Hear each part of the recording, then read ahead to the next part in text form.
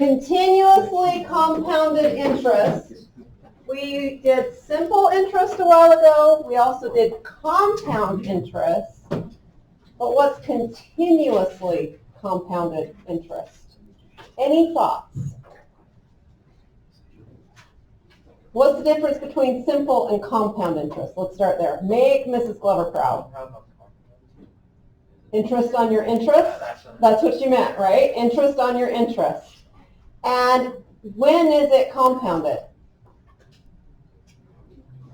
It depends, right? It might be quarterly, it might be annually, it might be monthly, right? It told you how often to calculate it.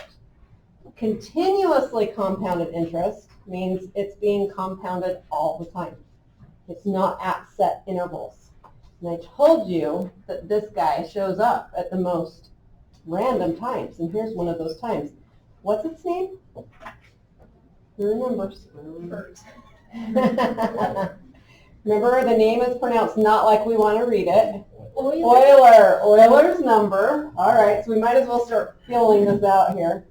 Euler's number.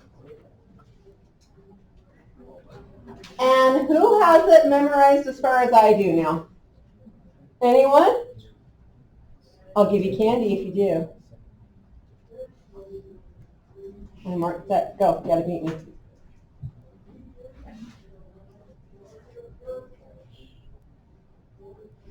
Anyone beat me?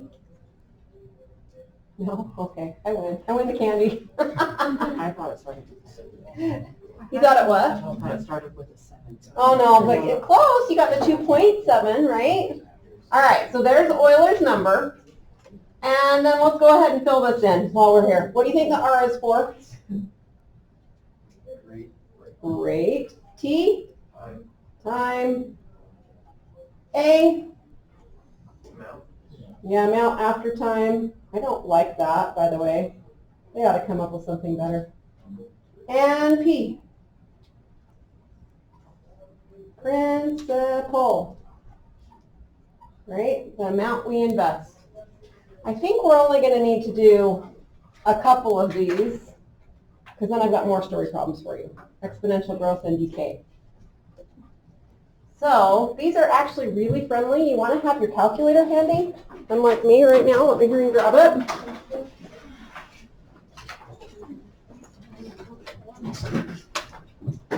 So do you remember when we did compound interest? There were parentheses. We had exponents that were 2 variables. There was a lot going on. Watch how friendly this is. So we've got to figure out what everything is first. We've got an initial deposit of, how much is that? 6,500? And then what else do we know? Our rate is, make sure you convert that to a decimal, so that would be 0.068. And our time is 10 years. And it's asking how much do we have after all that. So let's set it up. A equals P E raised to the R times T. You can type this when we're solving for A directly into your calculator. So let's see. Make sure I get the right number, would you? Check on me.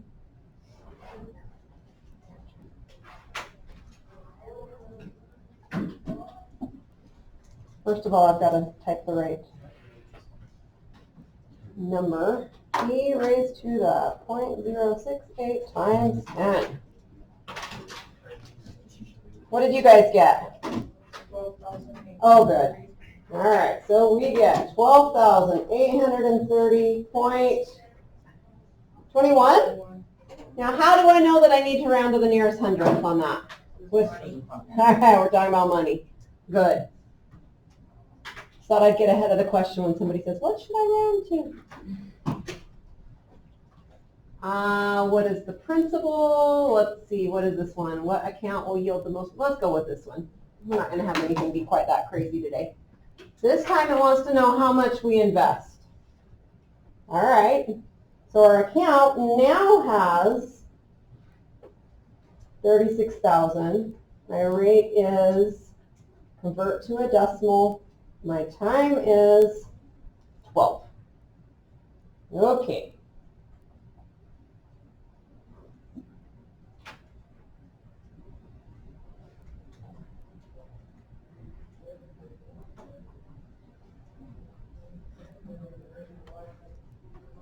Now, frequently, when students look at this after they've set it up, they think they have two variables and they're stuck. They look at it, we've got two letters. What do I do now, Mrs. Yates? So remember, this is something you can type in your calculator, right? That just represents a number. So let's go ahead.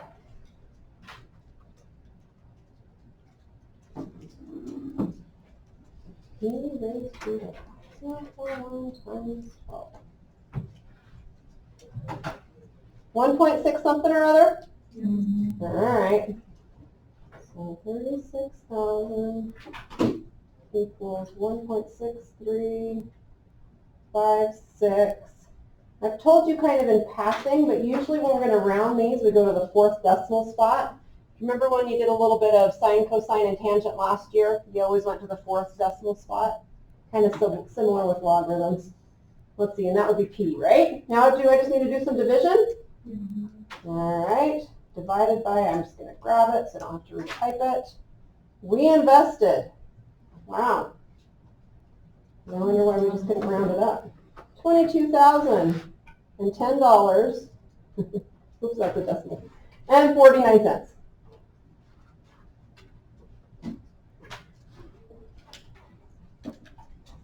Okay, so money is going to show up today. And also some growth and decay problems. Wow, you're in charge of this half of the room because I couldn't split those up. Thank you, by the way.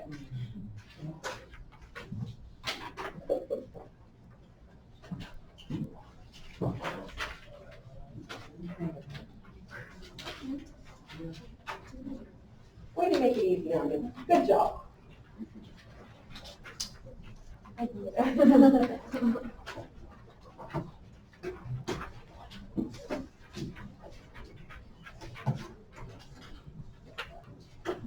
Now, for whatever reason, when we're talking about growth and decay, how is what we've got here, those formulas, different than what we just did with interest, and how is it the same?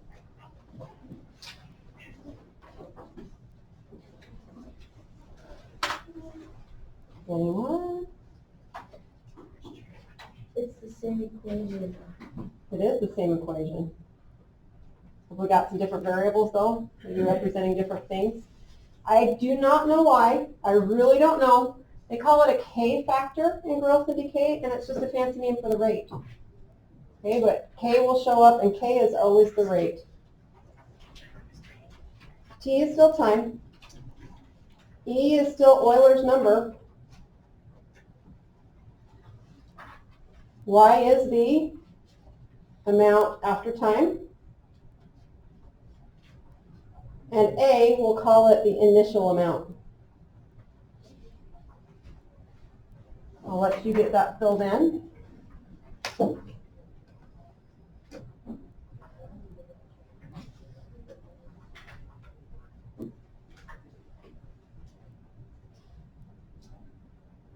Now, what's tricky about these story problems is it sometimes feels like you don't have all the information, and so you're kind of weeding through the verbiage to find out what's really there.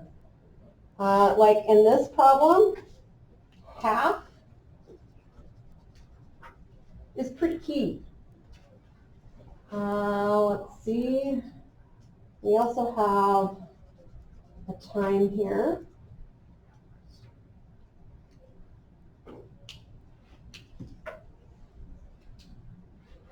All right, the half-life of a radioactive substance is the time it takes for half of the atoms to disintegrate. Have you guys done anything with half-life in your chemistry class yet? I'm ahead of chemistry. Usually when I have you guys in front of me, some of you have seen it. So You guys are cruising through the math curriculum this year. Good job. Or you're slow in chemistry. I don't know. Which one should we go with? You're awesome in math. That's what we'll go with. Okay. Not slow in chemistry. All right. So much that math was so fun. what's that? The juniors last year complained so much that math was so And how do you feel about it now that you're in it? not as hard as You were more scared of it than it really is? Also, I'll have to have you guys talk it up in the same way. Just be like, it's so hard to the sophomores this year. So then when I have them, no, it's still coming. And they had to do it all at home because of quarantine. Remember that? Oh, They complained like the first They were complaining. it's because I'm such a miserable person. They just hated math all year long. That's all there was to it. Uh-oh. Dave, could you send Gavin Garrett to see Mr. Castano? I will. We appreciate that. We know you're going to see Mr. Castano, though, not being sent home Hunger Games stuff. All right. So, all right, back to our story problem here. Do I have my initial amount? Does it tell me my initial amount? Did I highlight anything in there that said there's the initial amount? Did I highlight anything that said here's the amount after? Believe it or not, I did. I did highlight what it tells me I have after, but I did not highlight what it tells me I had before. And that's where we've got to read into this. Our amount after is half of what we started with. Okay, right? After 5,730 years, half of our carbon-14 that we use to date, well, recent things in our Earth history, half of the atoms are left. So how much did I have before the 5,730 years passed? I had all of it. And so this is where we make the jump. In the beginning, I had 100% of it. But after 5,730 years, I had how much of it? Half of it. I had 50% left. And this is asking me to solve for what? Yeah, I'm solving for my K value, my rate. Let's see if we've got enough information then. Of course, we're not going to work in percents. We're going to work with decimals, right? So we're going to say 0.5 equals, if I convert 100% to a decimal, it's just 1. Now, in my homework, I would never put the 1, right? Because we're together learning how to do this, we're going to make it obvious that it's there.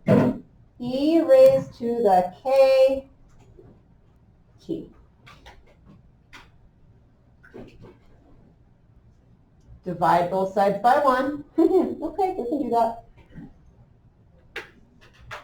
And I don't know, I sure like having that variable after the constant. How do I get that variable out of the exponent? How do I get it back on the ground? What am I going to have to do? This might be a really long shot, but can you like, are you going to do like the ln? I am. That's exactly what we're going to do, and that's why we had to learn ln first before we could do these. Yeah, so I'm going to put this in logarithm form, right? ln, I take the ln of both sides. Let's see. Isn't that how we did it? There are a couple different ways to talk about it. I'm pretty sure that's how I taught you. ln of 0.5 equals, now that can go in the front.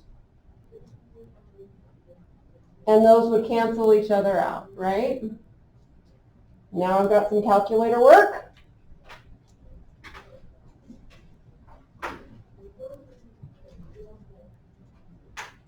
ln of 0.5 divided by 5730. Oh, what does that mean? Getting there. What does that mean? Okay, raised to the negative 4th. Are you sure that's what it means? So it's like scientific notation. This is move the decimal. Which way? 4 times. To the left, 4 times. So this really becomes, K is negative 0.1234. Did I do that right? 1, 2, 3, 4. Yep. There's my K value. Now in the next column, we happen to have a more interesting problem. We've got a paleontologist that finds some bones of a prehistoric animal, and he estimates that there's only 2% of the C14 left as when the animal was alive. So I want to know how long ago did that animal live? And then we're just doing a follow-up question here that we'll talk about after we're done. But how do you think, remember when they did Jackson Flat Reservoir and they found human remains? Guess how they dated how long ago those people were here and living? A little C14 test. This is actually a real K value. It's constant for carbon-14. It doesn't change. So they did a little calculation and they knew how long ago those people were buried at Jackson Flat. So let's see. How long ago did the animal live? Let's go through here and see what we have. What does the 2% represent? After. So our time after is 2%, or amount after. And then, let's see, we're looking for time, right? How long ago did it live? That's what we don't know. So how much did we have in the beginning? How much of that C14? We have 2% now. How much did we have before the animal died? We had all of it. Yeah, we had 100% of it. And then, do we know our rate of decay for carbon-14? Didn't we just solve for that over here? So our K value is negative 0.00012. Do I have enough information to set up the equation now? Yes. All right.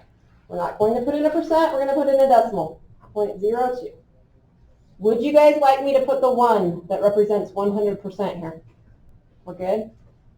1 e to the negative 0.0000, whoops, 1, 2, 2.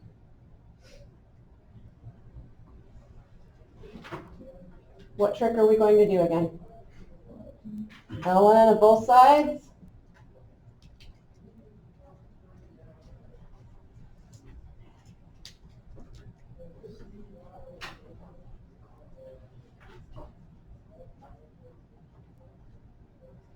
All right, little calculator work. ln of 0.02 divided by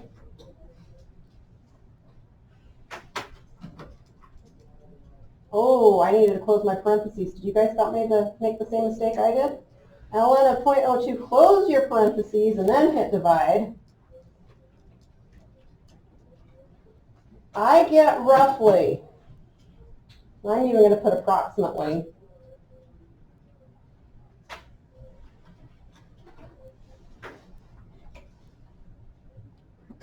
32,600 years ago. How long that animal was alive when almost all of its C14 is gone.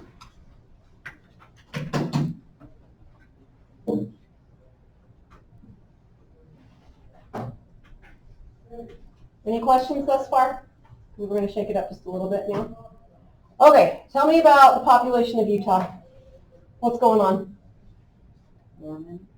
It's what? Mormon. It's Mormon. All right, yes. About half right now, right?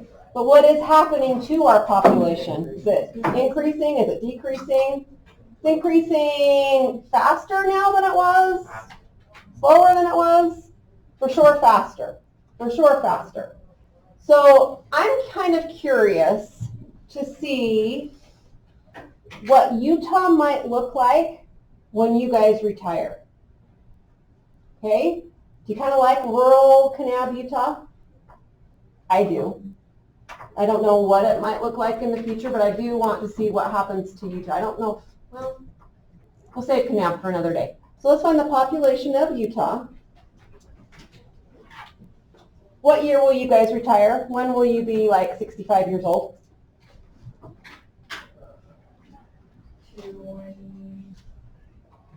29. Should we go with 2070 to make it easy? Yeah. All right, so 2070. Now I want to change this. Oh, they're not going to have population for 2020.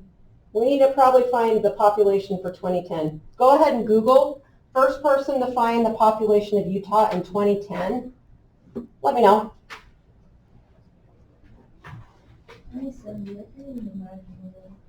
What's gonna end first?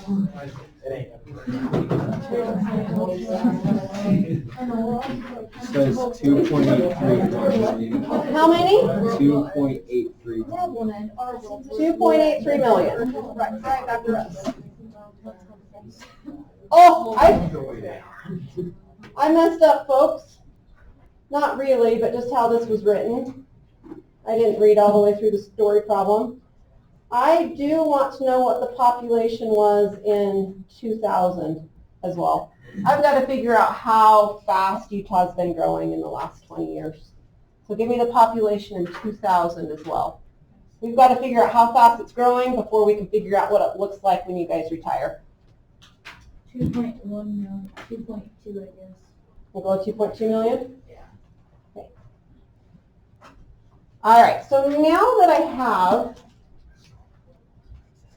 this information right here, I can figure out its rate of growth, right? Whoa. There it is. Okay. So my amount after time would be 2.83 equals 2.2 e to the, I'm trying to figure out the k, how many years between 2000 and 2010? 10. 10. All right, go ahead and solve for k.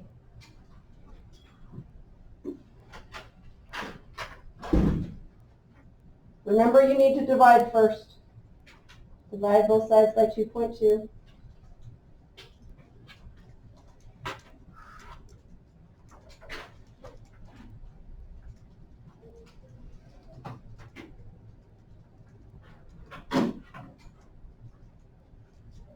I love hearing you guys calculate away without me having to say a word.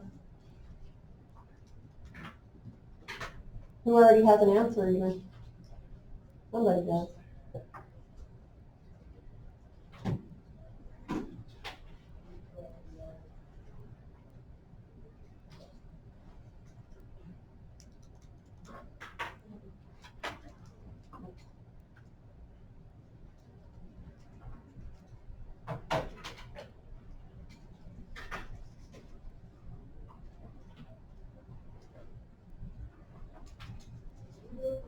So it took me a minute to get there, but there is the rate of growth. Any predictions? What do you guys think it's going to look like in 2070? We're shy of 3 million 10 years ago.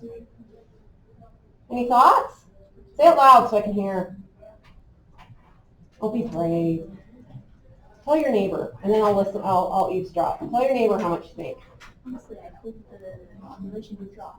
We all die. I know something is wrong. Hey, I'm hearing anything from 4.5 to 30 is what I've heard so far. Let's find out, shall we? Okay. It does not matter what year we use for our initial amount as long as we can calculate how long it is to 2070. So what number do you guys want to work with, 2.83 or 2.2? 2.2. All right, 2.2. This is the one we're going to use right here. So our amount after time, that's what we're looking for, right? Our initial amount is 2.2. E to our rate is 0.0255. And what is our time from the year 2000 to the year 2070? You guys made that really easy on us. 70. All right, that's all of a sudden a calculator problem. Let's see what the population of Utah looks like.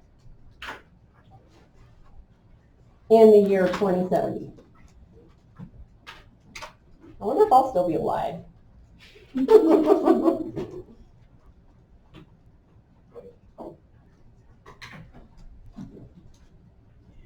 Oh my goodness.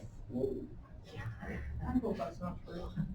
Oh man, I hope that's Oh. So I got an answer of 13.1. That doesn't make sense. What are we talking about here? 13.1 what? Million people. So if Utah continues growing at the same rate from 2000 to 2010, it's going to look a little different, isn't it? That's 10 million more people. It's a lot. Maybe COVID. COVID. You want to take out part of the population? Is that what you're saying? Shoot.